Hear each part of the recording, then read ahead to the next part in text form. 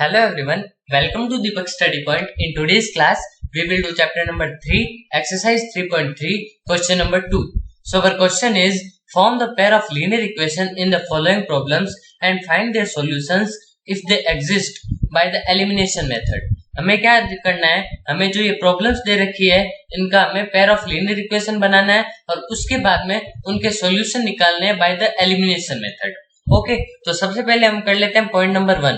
Problem number 1 को देख लेते हैं. प्रॉब्लम नंबर 1 बोल रही है कि if we add 1 to the numerator and subtract 1 from the denominator, अगर हम न्यूमरेटर में 1 ऐड करें और डिनोमिनेटर में 1 सब्ट्रैक्ट करें तो फ्रैक्शन रिड्यूसेस टू 1, तो वो फ्रैक्शन रिड्यूस होके 1 हो जाएगी. ओके, और बाद में दे रखा है कि it becomes half if we only add 1 to the denominator, और अगर हम ओनली डिनोमिनेटर में 1 ऐड करें तो वो फ्रैक्शन बन जाएगी हाफ और हमें वो फ्रैक्शन निकालनी है. What is the fraction? Okay, तो हम इसको स्क्रॉल करके फर्स्ट वाला पॉइंट कैसे किया जाएगा वो बता देते हैं.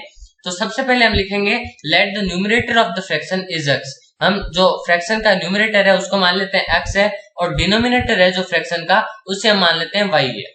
और पहली नंबर जो लीनियर इक्वेशन हम बनाएंगे वो इसी पॉइंट से बनाएंगे कि if we add 1 to the numerator and subtract 1 from the denominator a fraction reduces to 1. तो कैसे होगा? तो अगर सबसे पहले हम मान लेते हैं कि वो फ्रैक्शन हमें x दिया हुआ है कि न्यूमरेटर है, तो ये हो गया न्यूमरेटर, उसके बाद में ये हो गया डिनोमिनेटर. और अब यहाँ पे बोल रहा है कि if we add 1 to the numerator, हम अगर न्यूमरेटर में 1 ऐड कर दें और सब्ट्रैक्ट कर दें डिनोमिनेटर में से 1 तो वो फ्रैक्शन बन जाएगी 1. तो इसको सॉल्व कर लेते हैं सबसे पहले. ओके, तो इसको कैसे सॉल्व करेंगे? इसको हम क्रॉस मल्टीप्लाई कर देंगे. यहाँ पे 1 है तो यहाँ पे भी कुछ नहीं है तो 1 हो जाएगा. इसको ऐसे क्रॉस मल्टीप्लाई कर लेते हैं तो x plus 1 is equal to y minus 1 हो जाएगा. अब क्या करेंगे हम, अब ये जो y है ये यहाँ पे प्लस में है तो राइट साइड में जाने के बाद माइनस में हो जाएगा, राइट नहीं लेफ्ट में सॉरी. और ये जो प्लस 1 है तो राइट में जाने के बाद माइनस का 1 हो जाएगा और माइनस 1 माइनस 2 हो जाएगा. तो हमारी इक्वेशन बन जाएगी कि x minus Y is equal to minus 2. ये हमारी होगी इक्वेशन नंबर 1. अब हम देख लेते हैं कि इक्वेशन नंबर 2 हम क्या बनाएंगे. तो सेकंड इक्वेशन इस चीज से बनेगी कि इट बिकम्स हाफ.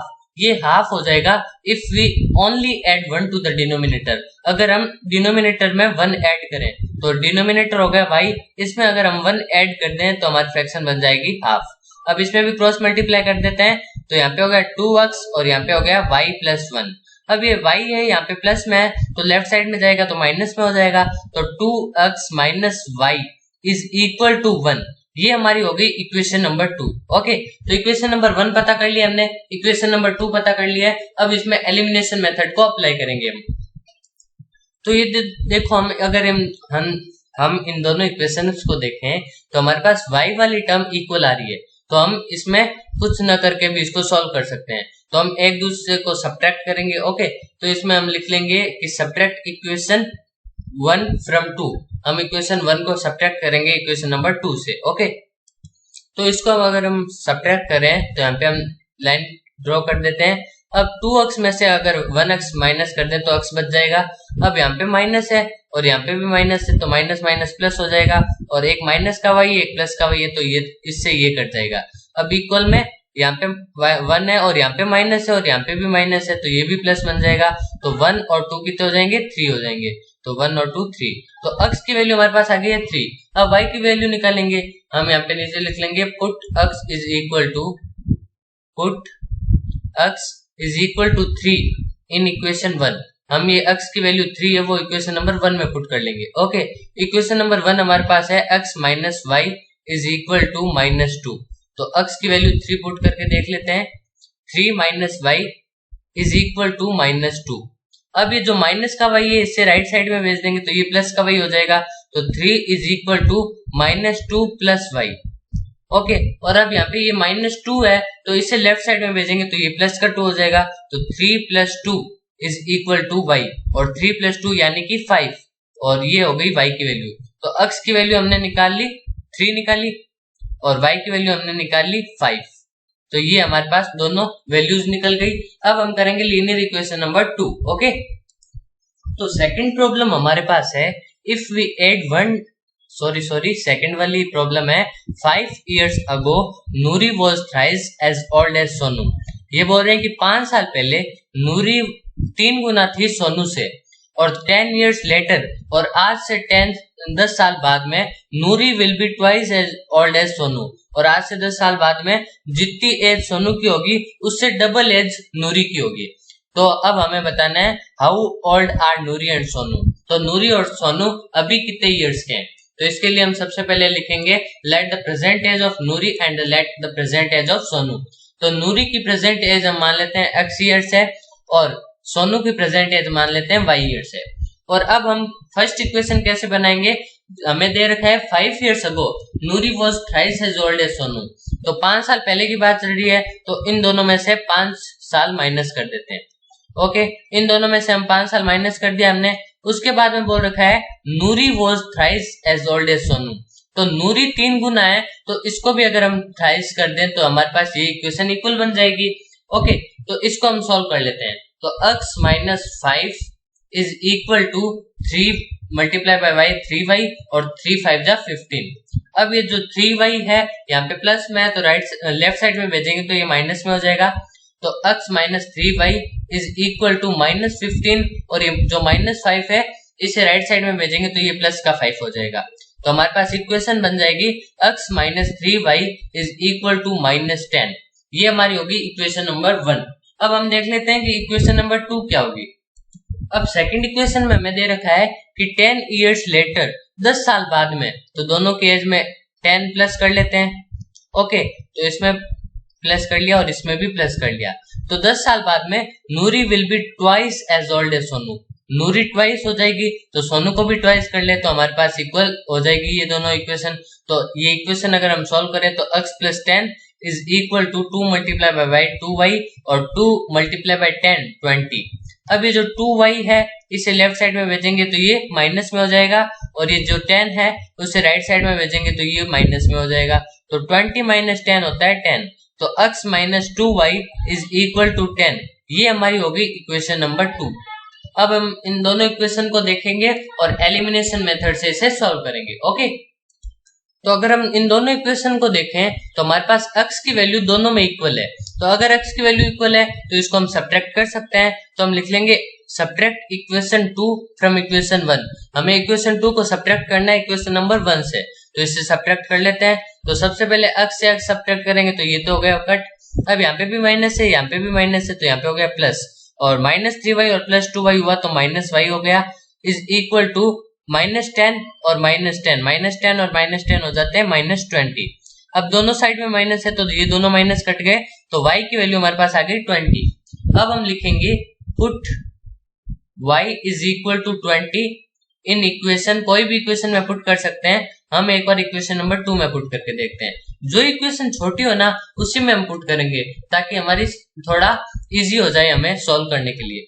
तो यहाँ पे इक्वेशन नंबर 2 हमारे पास है x minus 2y is equal to 10।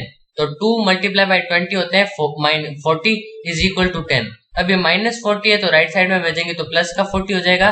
तो x की वैल्यू हमारे पास आ जाएगी 10 प्लस 40, यानी कि x की वैल्यू हमारे पास आ गई 50। ओके, तो x की वैल्यू हमारे पास आ गई 50 और y की वैल्यू हमने निकाल ली 20। तो हमारी सेकंड वाली प्रॉब्लम भी सॉल्व हो गई। अब हम कर लेते हैं सॉल्यूशन थर्ड वाली प्रॉब्लम का। ओके, उससे पहले हम यहाँ पे नीचे लिख भी देंगे कि age of Noori is 50 years। तो नूरी की एज है 50 years और एज ऑफ सोनू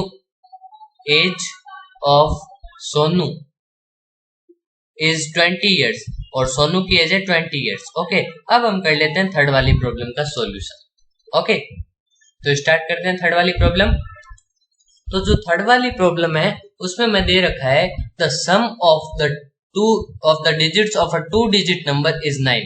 हमें क्या दे रखा है कि 2 digit वाली 2 नंबर है, जैसे कि मान लो कि 99 हुआ या फिर 95 हुआ, तो इन दोनों का सम है वो हमारे पास होगा 9। ओके, हमें ये बोल रखा है कि कोई भी, मैंने तो ये एग्जांपल लिया है कि हमें कोई भी 2 digit वाले 2 नंबर्स है उनका सम हमारे पास होना चाहिए 9। Also 9 times this number is twice. और ये नंबर 9 गुना ट्वाइस होगा the number obtained by reversing the order of the digits, find the number. तो मुझे पता है ये वाली आपको प्रॉब्लम समझने है, बट हम यहाँ पे इसका आंसर निकालेंगे ना तो आप एकदम अच्छे तरीके से इसको समझ जाओगे।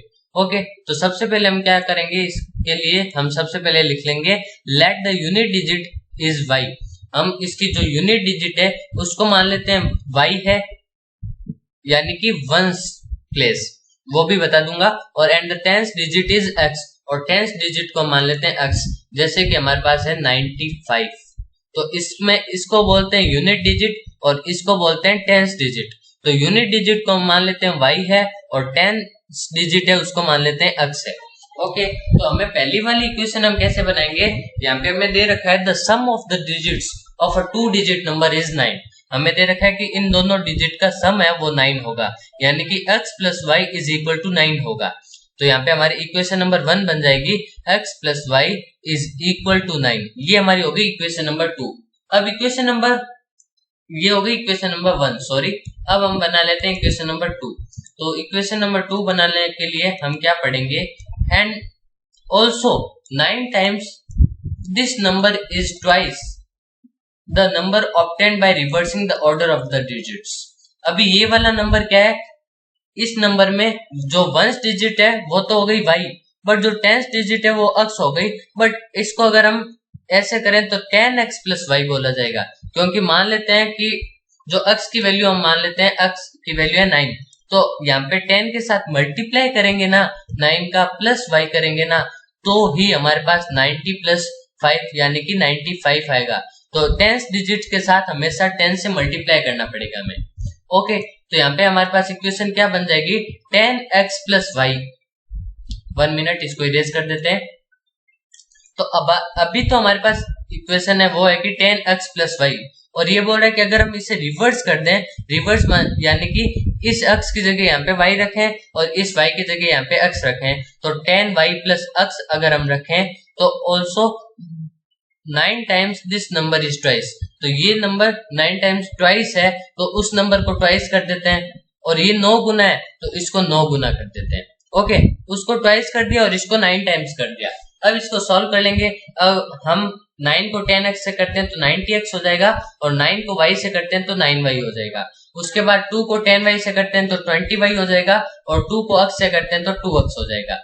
अब ये जो 2x है यहाँ पे प्लस में है, तो राइट लेफ्ट साइड में जाने के बाद माइनस में होगा, तो यानी कि 90x माइनस 2x हमारे पास, और यहाँ पे 20y, और ये जो प्लस 9y है तो ये राइट साइड में भेजेंगे तो माइनस 9y हो जाएगा। तो 90x माइनस 2x यानी कि 88x, और 20y माइनस 9y यानी कि 11y, और ये जो 11y है इसे लेफ्ट साइड में भेजेंगे तो ये माइनस में हो जाएगा। तो 88x minus 11y is equal to 0। ये हमारी हो गई इक्वेशन नंबर 2। अब इक्वेशन नंबर 1 और इक्वेशन नंबर 2 को अच्छे से देखेंगे और उसके बाद इनका सॉल्यूशन निकालेंगे। तो इक्वेशन नंबर 1 हमारे पास है x plus y is equal to 9, और इक्वेशन नंबर 2 हमारे पास है 88x minus 11y is equal to 0।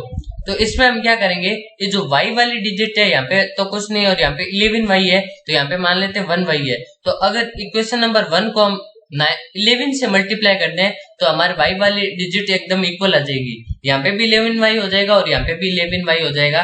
तो हम मल्टीप्लाई कर देते हैं, 11 को x से करें तो 11x, उसके बाद 11 को y से करें तो 11y इज इक्वल टू 11 को 9 से करें तो 99। ये हो गई हमारी इक्वेशन नंबर 3। ओके, अब हम इक्वेशन नंबर 3 और 2 में सब्ट्रैक्शन करते हैं।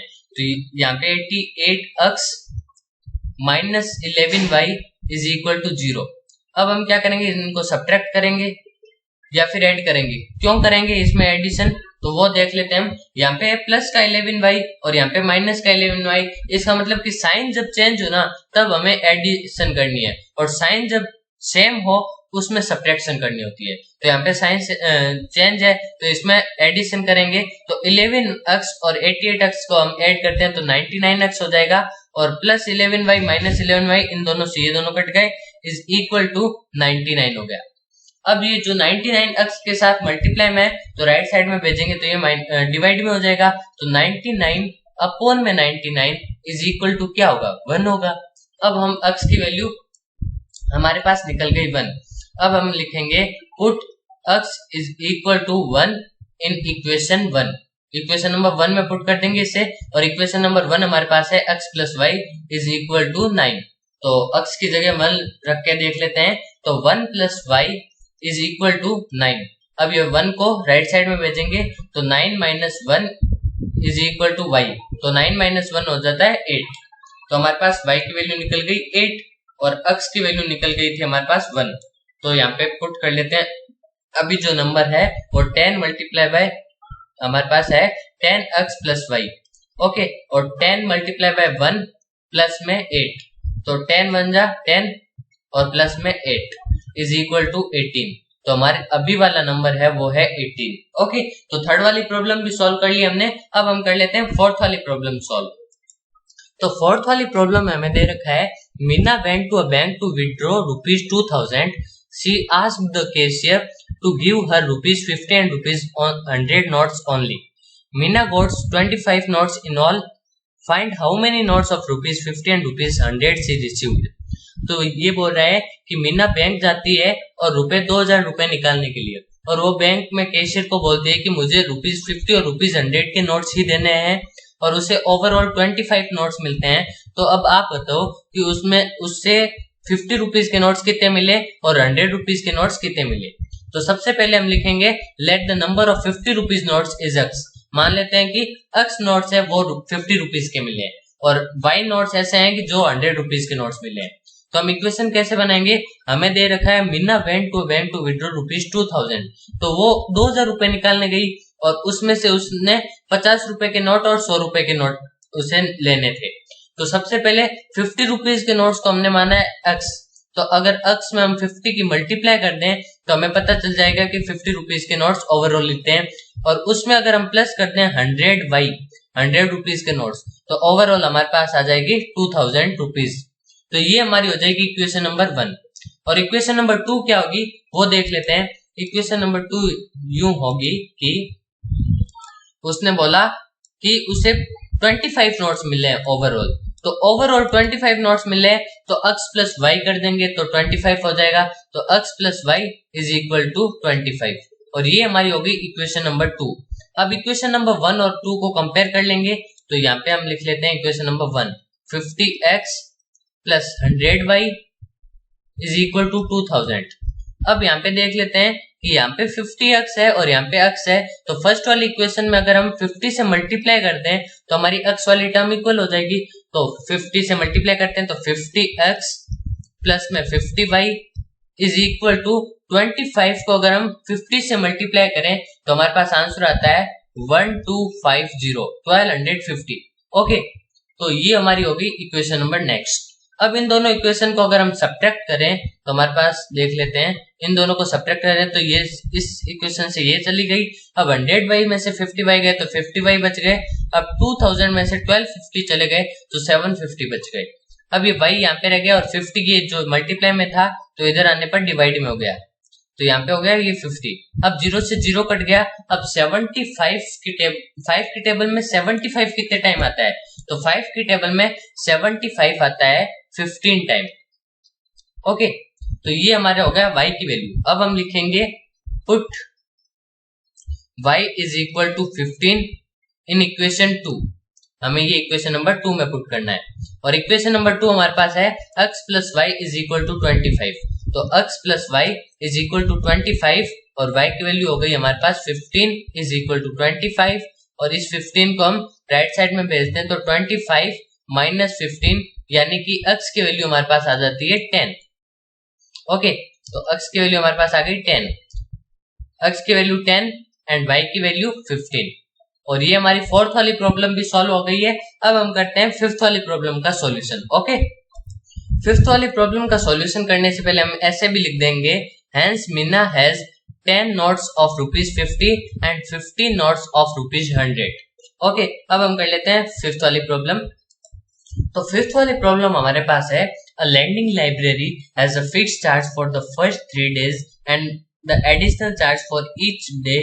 Therefore, Sarita paid 27 rupees for a book cap for 7 days, while Sushi paid 21 rupees for a book she kept for 5 days. Find the fix charge and the charge for each extra day.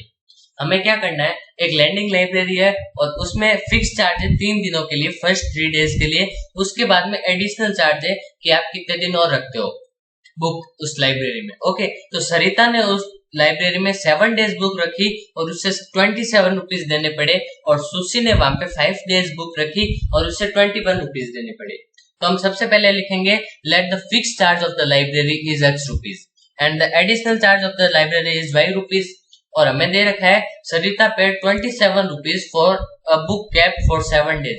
सरिता ने 7 days रखी और 27 rupees पे की। तो यहाँ पे हमें दे रखा है कि 3 दिन के लिए मान लेते हैं x रुपीज लगे। तो पीछे कितने दिन बच गए, हमारे पास बच गए 4 दिन, और एक दिन के y रुपीज, तो 4 दिन के 4y हो जाएगा, और तो x plus 4y is equal to 27। ये हमारी हो गई इक्वेशन नंबर 1। ओके, अब इक्वेशन नंबर 2 क्या होगी वो नीचे स्क्रॉल करके देख लेते हैं।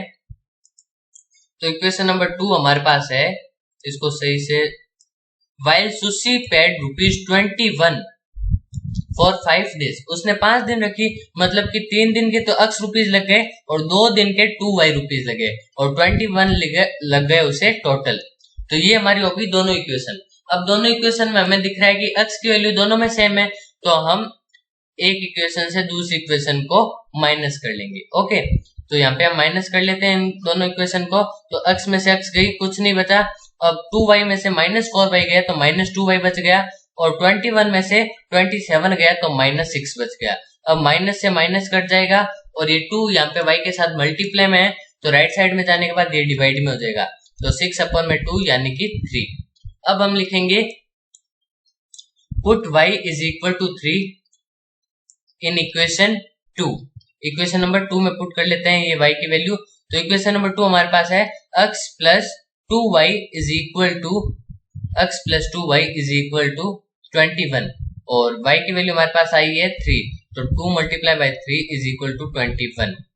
ओके, अब x plus 6 is equal to 21, और x की वैल्यू हमारे पास आ जाएगी 21 माइनस 6, यानी कि x की वैल्यू हमारे पास आई है 15। ओके, तो यहाँ पे नीचे लिख लेंगे x की वैल्यू है 15 और y की वैल्यू है हमारे पास 3।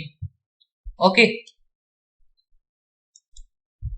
तो यहाँ पे हम लिख लेंगे कि hence the fix charge of the library is 15 rupees. Fix charge है 15 रुपीज और एडिशनल चार्ज पर डे के हैं ₹3। ओके, और इसी के साथ हमारा ये वाला क्वेश्चन भी हो जाता है कंप्लीट। थैंक्स फॉर वॉचिंग, मिलते हैं अगले वीडियो में।